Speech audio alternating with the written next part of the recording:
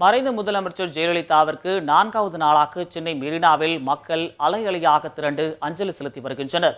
இன்று திருமணம் முடித்த தம்பதியினரும் ஜெயலலிதா சமாதியில் அஞ்சலி செலுத்தினர். இது குறித்த கூடுதல் தகவல்களை நமது செய்தியாளர் செந்தில்குட்டியிடம் கேட்கலாம். செந்தில்குட்டி, 4வது நாளாக மெரினாவில் பொதுமக்கள் அஞ்சலி செலுத்தி வருவது குறித்து சொல்லுங்கள்.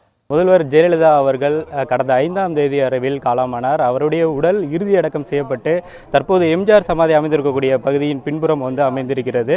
இந்த பகுதியில் அன்றிலிருந்து இன்று வரை கடந்த 4 நாட்களாக அலை அலையாக மக்களும் தொண்டர்களும் தமிழகத்தின் பல்வேறு பகுதிகளிலிருந்து அதிக அளவில் கூடி வருகிறார்கள். மேலும் தங்களுடைய இறுதி அஞ்சலியை அவர்கள் செலுத்தும் வகையில் மெழுகுபர்த்தி ஏந்தியும் மொட்டை அடித்தும் தங்களுடைய இறுதி அஞ்சலியை அவரவர் மதப்படி செலுத்தி வரக்கூடிய நிலையில் இன்று ஒரு முக்கியமான நிகழ்வாக நின்று மனம் முடித்த ஒரு தம்பதியினர் தற்போது இங்கே முதல்வர் ஜெயலலிதா அவர்களுக்கு அஞ்சலி செலுத்தியிருக்கிறார்கள். அவரிடம் கூடுதல் தகவல்களை கேட்கலாம். சார், சொல்லுங்கள், எந்த ஊர்லேருந்து வரீங்க? என் பேர் கார்த்திக். ஸ்ரீபெரும்புதூர் பக்கத்துலேருந்து மேலூர் குப்பத்துலேருந்து வரேன். எங்கள் குடும்பத்தில் எல்லாருமே நாங்கள் தீவிர கட்சிக்காரு. எங்கள் அப்பாலேருந்து, எங்கள் குடும்பத்துலேருந்து, எங்கள் தாத்தாலேருந்து. எங்கள் அப்பா இப்போ அம்மா ஜெயிலுக்கு போய்ட்டு விடுதலை ஆகணும்னு சொல்லிட்டு ஏகமானு சொல்லவே ஹார்ட் அட்டாக்கில் இறந்துட்டார். அப்படி இருந்தால் நாங்கள் குடும்பத்தில் ரொம்ப தீவிரமாக தான் இருப்போம் அம்மாக்காக. நாங்கள் இப்போ அம்மா 3 நாளாக இதுமாதிரி ஆகுதுனால 3 நாள் நான் எங்கேயும் வெளியே போகக்கூடாதுன்னு சொல்லிட்டனால கல்யாணம் ஆகி எங்கேயும் வராமல் இருந்திருந்தேன். கல்யாணம் இன்றைக்கி பண்ணி நேராக அம்மாக்கிட்ட ஆசீர்வாதம் வாங்கி ஃபஸ்ட்டு அவங்க ஆசீர்வாதம்னு சொல்லிட்டு நாங்கள் மேரேஜ் முடிச்சுட்டு நேராக இங்கே தான் அம்மாக்கிட்ட ஆசீர்வாதம் வந்திருக்கோம். இதுமாதிரி முதல்வர் இல்லாத எவ்வளோ வருத்தமாக இருக்குது. அவங்களோட திட்டங்கள் உங்களுக்கு என்னென்ன மாதிரியான திட்டங்கள் பிடிக்கும்? இதே மாதிரி இன்றைக்கி அஞ்சலி செலுத்த எப்படி உங்களுக்கு இந்த மாதிரி ஒரு யோசனை வந்தது? அவங்களால ரொம்ப தீவிரமான ரசிகர். அவங்க அவங்களுக்கு ரொம்ப பிடிக்கும். அவங்கக்கிட்ட அவங்க இருந்தாங்கன்னா அவங்கக்கிட்ட ஆசீர்வாதம்னு நினச்சோம். ஆனால் இப்போ அவங்க இல்லாதனா அவங்க சமாதியில் ஆசீர்வாதம் எங்களுக்கு ரொம்ப மனசு கஷ்டமாக இருக்குது. நாங்கள் அழுது எங்களால் இதுவே பண்ண முடியாது ஆயிடுச்சு. இப்போ இது தான், அதனால தான் இப்போ நாங்கள் அவங்க சமாதியாச்சு ஆசீர்வாதம் வாங்கன்னு சொல்லிட்டு அவங்கக்கிட்ட இருக்கிற பூ ஆச்சு வாங்கி எடுத்துன்னு எங்கள் வீட்டில் போய் ஜெயமாரி குடும்பம் வைப்போம். பண்ணியிருக்கிற திட்டம்லாம் நல்ல திட்டம் எல்லாமே ரொம்ப சிறப்பான திட்டங்கள்.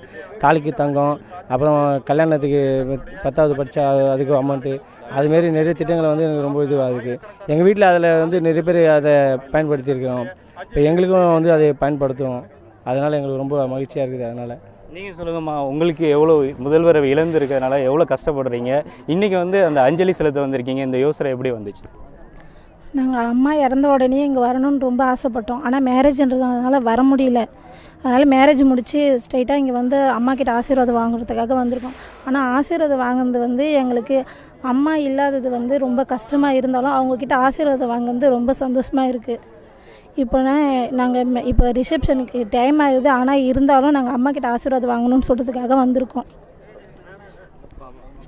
அதாவது ஸ்ரீபெரும்புதூர் மாவட்டத்திலிருந்து இங்கே இந்த புதுமண தம்பதிகள் பெசநகரில் திருமணம் முடித்து முதல் மரியாதை முதல்வர்களுக்கு தெரிவிக்க வேண்டும் என்ற ஒரு காரணத்திற்காக அவருடைய சமாதி அமைந்திருக்கக்கூடிய இந்த மெரினா கடற்கரைக்கு அவரிடம் அஞ்சலி செலுத்திவிட்டு தற்போது அவர்கள் இங்கே நிற்கிறார்கள்.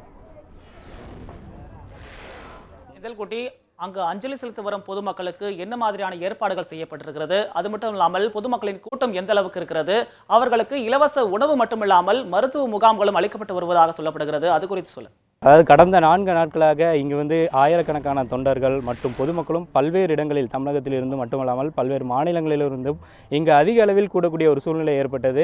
இதையடுத்து தொடர்ந்து இது போன்ற ஒரு நிகழ்வுகள் வரவதன் காரணமாக காவல்துறையினர் இவர்களுக்கு பாதுகாப்பு அளிக்க நடுவில் தடுப்புகளை அமைத்து ஒரு பகுதி வழியாக அஞ்சலி செலுத்திவிட்டு மறுபகுதி வழியாக செல்வதற்கான ஏற்பாடுகள் இல்லாத சூழ்நிலை இருந்தது. தற்போது அந்த தடுப்புகளை அதிக அளவில் ஏற்படுத்தியிருக்கிறார்கள். மேலும் இங்கு அதிக அளவில் மக்கள் வருவதாலும் அவர்களுக்கான குடிநீர் மற்றும் கழிப்பிட வசதிகள், உணவு மற்றும் மருத்துவ முகாம்களும் அதிக அளவில் இங்கு செய்யப்பட்டிருக்கிறது. கூட்டம் அதிகம் இருப்பதனால் திருடர்கள் அதிக அளவில் இந்த கூட்டத்தை பயன்படுத்தி இங்கு திருடக்கூடிய நிகழ்வுகள் அதிக அளவில் கடந்த 3 நாட்கள் இருந்தது. அதை காவல்துறையினர் தற்போது கட்டுக்குள் கொண்டு வந்திருக்கிறார்கள். அந்த அளவுக்கு காவல்துறையினர் இந்த பகுதியில் அதிக அளவில் பாதுகாப்பில் ஈடுபட்டிருக்கிறார்கள். 4வது நாளாக அஞ்சலி செலுத்த வரும் பொதுமக்களின் மனநிலையை களத்திலிருந்து பதிவு செய்தமைக்கு நன்றி செந்தில்குட்டி.